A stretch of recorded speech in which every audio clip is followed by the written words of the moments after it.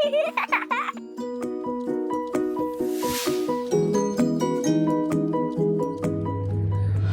warahmatullahi wabarakatuh.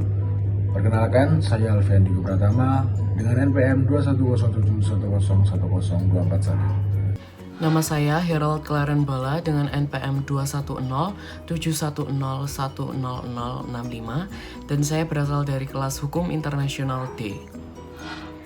Nama saya Jihan Nur Fajarina Radwa dengan NPM 2101010105.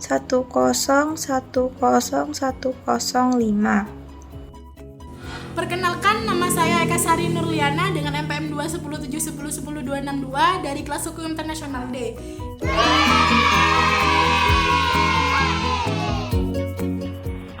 A. Sejarah terbentuknya negara dapat dibagi menjadi 5 bagian. 1. Berdasarkan riwayat pembentukannya. Teori hukum alam. Pada teori ini negara terbentuk secara alami. Teori ketuhanan. Hak dan kekuasaan raja berasal dari Tuhan. Teori perjanjian. Negara terbentuk karena adanya perjanjian dalam masyarakat. Teori kekuasaan, terdapat golongan dominan yang ingin menguasai golongan yang inferior. 2. Berdasarkan kenyataannya, yakni pemberontakan penduduk, peleburan, penyerahan, penaikan karena ada wilayah sungai atau laut yang naik, penguasaan, proklamasi, pemecahan, penaklukan, pembentukan baru, dan pemisahan. 3. Berdasarkan terjadinya teori organis. Negara diartikan sebagai organisme makhluk hidup, sehingga jika ada organ yang tidak lengkap, maka negara tersebut tidak dapat berdiri. Teori historis. Negara berdiri karena mengikuti perkembangan kehidupan manusia. 4. Berdasarkan riwayat pertumbuhannya, negara awalnya adalah unit kecil yang kemudian berkembang menjadi sebuah bangsa, dan dari bangsa itulah lahir sebuah negara. 5. Berdasarkan peperangan. Perang memperlihatkan bahwa negara yang kuat akan menaklukkan yang lemah, dan dari penaklukan tersebut lahirlah negara. B. Bentuk negara. Ada 3 bentuk negara. 1. Negara kesatuan. Kedaulatan negara, baik ke dalam maupun keluar, dikuasai oleh pemerintah pusat. Dalam pelaksanaannya dapat dibagi menjadi 2, yaitu sentralisasi dan desentralisasi. Pada sistem sentralisasi, semua urusan negara dipegang oleh pemerintah pusat, sehingga daerah tidak berwenang untuk membuat kebijakan. Pada sistem desentralisasi, pemerintah pusat melimpahkan sebagian wewenangnya kepada daerah, sehingga setiap daerah berwenang untuk membuat kebijakannya sendiri. 2. Negara federasi. Negara-negara bergabung membentuk suatu negara baru, di mana pada negara tersebut terdapat pemerintah federasi yang mengatur negara-negara tersebut. 3. Negara konfederasi. Negara terbentuk karena negara-negara yang berdaulat memutuskan untuk bersatu dengan Kongres sebagai forum untuk berdiskusi jika ada persoalan. Di sini saya akan menjelaskan mengenai aturan hukum dan atribut negara. Aturan hukum dalam sebuah negara tidak terlepas dengan ketentuan hukum internasional yang telah dijadikan pedoman oleh negara secara universal dalam menjalankan roda pemerintahan dalam sebuah negara. Aturan negara secara universal itu, negara harus mentaati ketentuan hukum internasional yang telah ditetapkan, misalnya seperti peraturan DUHAM, yang dimana peraturan DUHAM ini merupakan peraturan internasional yang dibuat yang kemudian dijadikan pedoman dalam menjalankan roda pemerintahan pada tiap-tiap negara. Dengan adanya peraturan DUHAM ini, supaya pemerintah tidak memperlakukan anak atau orang-orang selayaknya sebagai orang yang tidak mempunyai harkat dan martabat. Karena terkadang kebanyakan konstitusi itu mengadopsi aturan DUHAM ini ke dalam produk hukum aturannya mereka masing-masing. Nah, produk DUHAM ini dalam konteks Indonesia dikonkretkan secara lebih rinci, lahir undang-undang tentang HAM yang mengadopsi aturan dalam DUHAM ini.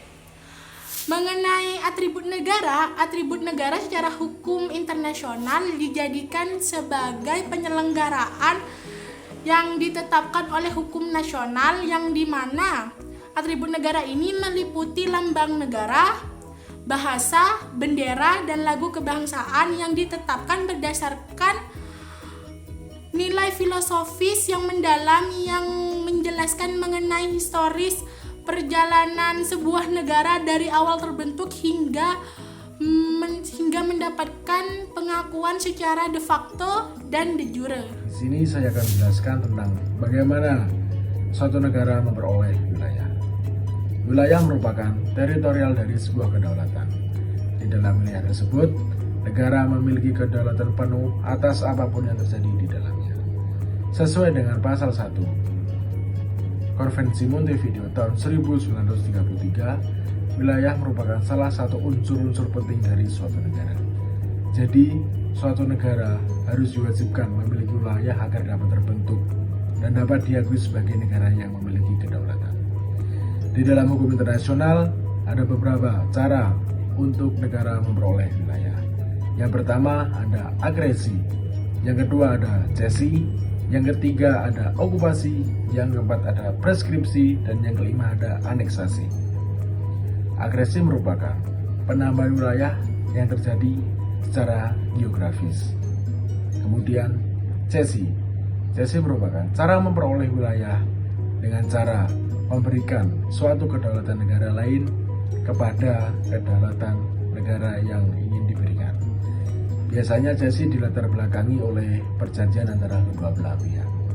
Yang ketiga ada okupasi.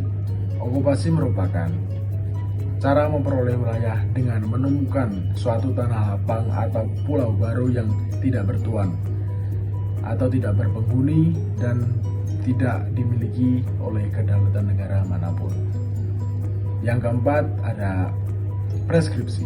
Preskripsi hampir sama dengan okupasi, tetapi preskripsi lebih menduduki suatu daerah dari kedaulatan lain, tetapi yang memiliki wilayah mengetahui dan tidak memprotes tindakan tersebut. Yang kelima ada aneksasi. Aneksasi merupakan cara memperoleh wilayah secara memaksa atau secara bisa dibilang seperti penjajahan seperti itu. Setelah saya menjelaskan tentang bagaimanakah suatu negara memperoleh wilayah, selanjutnya saya menjelaskan apa itu doktrin tindakan negara. Pada awalnya, doktrin tindakan negara dimulai di Inggris pada abad ke-16, kemudian tumbuh di dalam jurisprudensi Amerika di abad ke-19. Di dalam perkembangannya, doktrin tindakan negara digunakan untuk panduan peradilan di Amerika dari tindakan pemerintahan asing yang terlibat di dalam proses pengadilan dalam negeri. Doktrin tindakan negara merupakan prinsip hukum yang didasarkan keadaan khusus mengenai pembatasan sistem hukum di Amerika. Menurut salah satu prinsip, mengupayakan bahwa keabsahan suatu tindakan akan ditentukan oleh wilayah hukum di mana tindakan berlangsung. Dengan demikian, tindakan yang berdaulat atau tindakan negara dilakukan dalam wilayah kedaulatan sendiri adalah sah secara hukum. Jadi, pengertian dari doktrin ini adalah suatu negara yang berdaulat tidak boleh mencampuri urusan peradilan negara berdaulat lain guna menghormati kedaulatannya. Di sini saya akan menjelaskan hak dan kewajiban negara. Negara merupakan salah satu subjek hukum yang paling kritis atau bisa disebut par excellence dibandingkan beserta subjek hukum internasional yang lain. Selaku subjek hukum di seluruh dunia atau internasional, negara memiliki hak dan kewajiban di bawah hukum internasional. Hak dasar negara adalah sebagai berikut. Yang pertama, hak suatu negara atas kebebasan dan self-determination atau penentuan nasib sendiri yang telah dijelaskan pada pasal 1 ayat 2 Piagam PBB.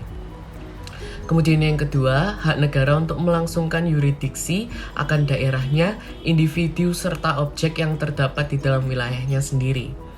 Merupakan hak yang tidak dapat dicabut di setiap negara otonom sebagai akibat dari kedaulatannya. Yang ketiga adalah hak negara untuk memperoleh derajat hukum yang setara. Hak tersebut bisa jadi adalah akibat dari prinsip kedaulatan negara, sedangkan pada kenyataannya ihwal negara satu berlainan dengan negara lainnya. Terdapat negara kecil, negara besar, negara yang berada, dan juga negara yang miskin. Kemudian yang keempat adalah hak negara untuk membela diri dengan cara yang sama atau bersama-sama atau self-defense.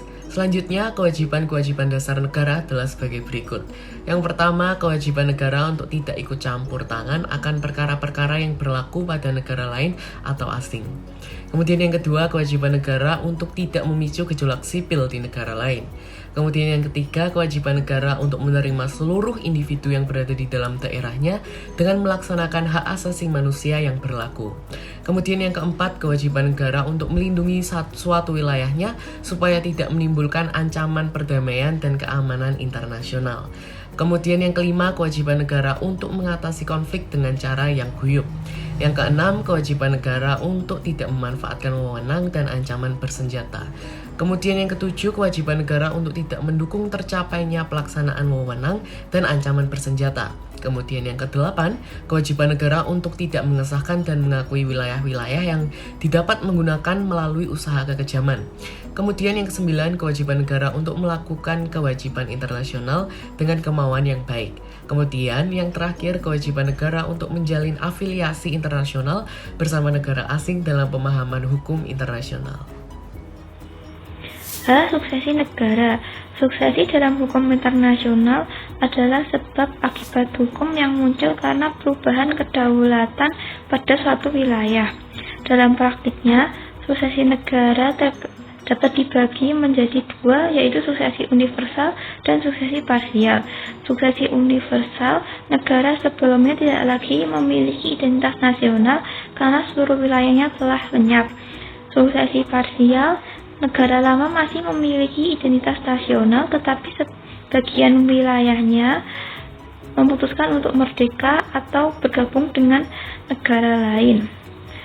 Ada juga beragam peristiwa yang terjadi, dan peristiwa tersebut berkaitan dengan bentuk dari suksesi negara, yang juga telah dijelaskan dalam Vienna Convention of Succession in respect of treaties tahun 1978, yakni 1. Penyerapan, 2. Pemecahan, 3. Kombinasi dari penyerapan dan pemecahan, 4. Negara merdeka baru, 5. Penggabungan 2 atau lebih negara atau pemecahan suatu negara menjadi beberapa negara.